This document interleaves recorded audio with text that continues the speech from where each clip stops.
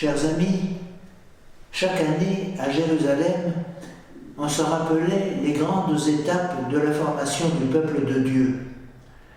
Sa délivrance de la servitude de l'Égypte, sa longue marche à travers le désert, son installation en terre promise et l'établissement en un endroit bien fixe d'un lieu pour actualiser et permettre la rencontre de ce peuple avec Dieu, le Temple.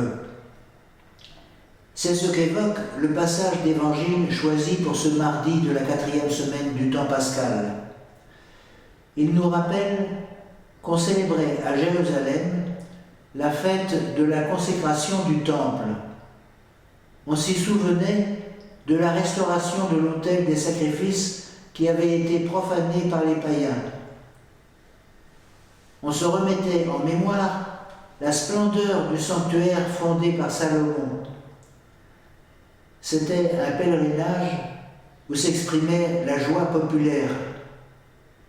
Au long des fêtes de l'année, venir au temple faisait revivre le long exode à travers le désert, la marche vers la terre promise, les tentes et les campements, toutes ces époques où Dieu lui-même vivait sous la tente jusqu'au jour où le temple enfin construit ou reconstruit serait sa demeure.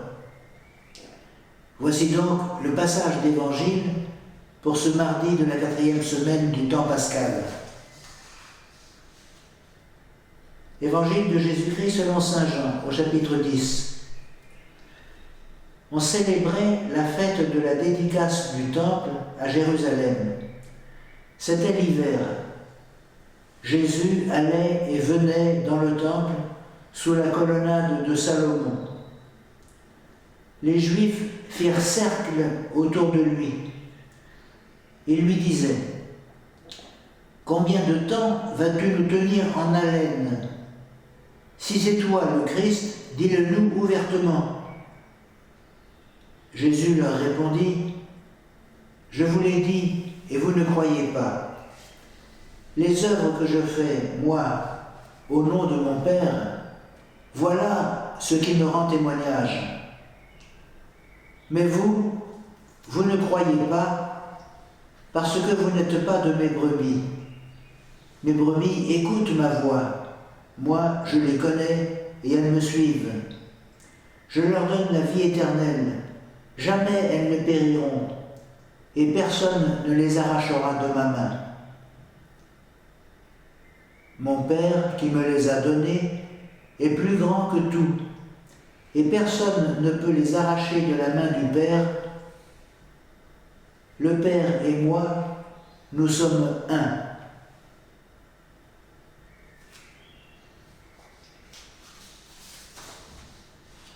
Ces jours derniers, nous avons été témoins, au long des passages d'Évangile, des rapports difficiles et tendus entre Jésus et ses auditeurs. Ceux-ci se cabrent devant la prétention de Jésus à agir comme s'égalant à Dieu. Aussi viennent-ils dans le temple encercler Jésus, prêts à le lapider s'il persiste à se comporter ainsi.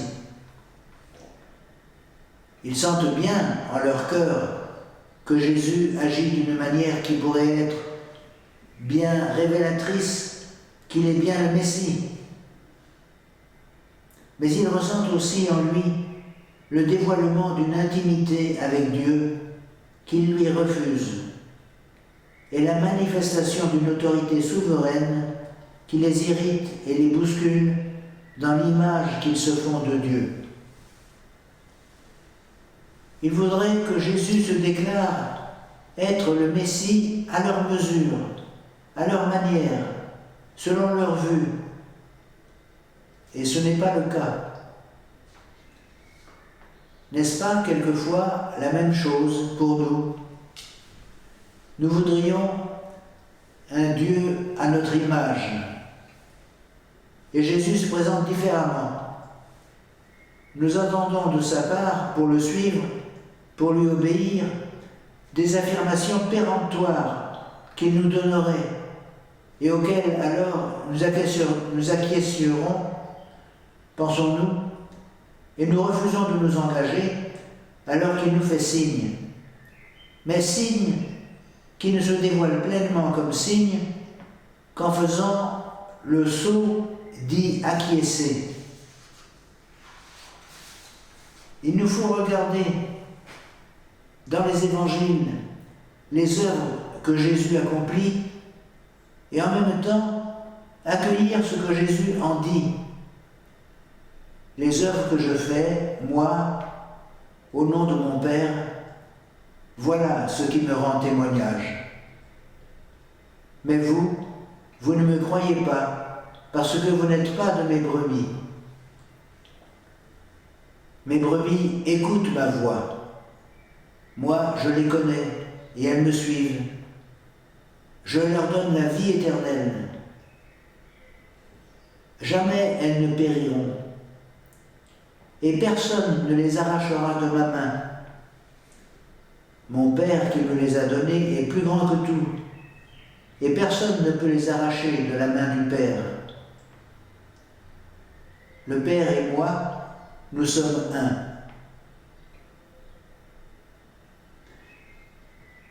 Si vous le voulez, chers amis, je vous propose de prendre un temps de prière méditative pour vous mettre à l'écoute de cette parole de Dieu dans l'Évangile d'aujourd'hui. Je peux choisir un geste pour m'aider à rentrer en prière, me mettant en présence de Dieu qui m'aime. Et je peux lui exprimer la grâce que je désire lui demander. Ce peut être, par exemple, d'être à l'écoute du Seigneur. Et je vous propose 3 points possibles d'attention. Premier point, mes brebis écoutent ma voix, je leur donne la vie éternelle.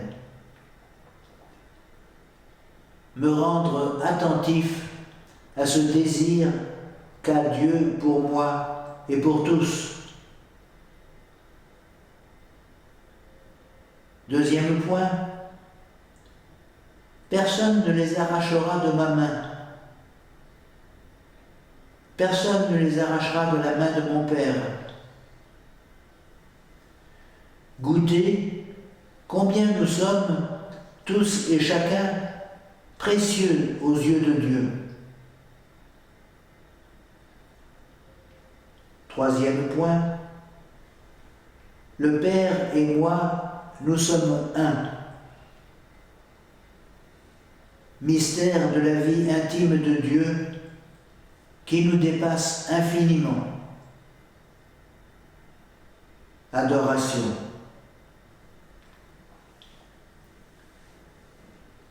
Je ne chercherai pas à tout parcourir de cette réflexion. Je m'arrêterai à ce qui me nourrit.